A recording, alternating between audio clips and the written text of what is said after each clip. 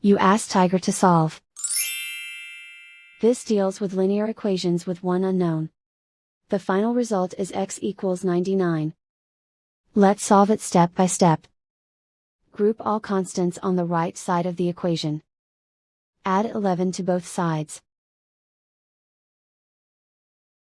Simplify the arithmetic.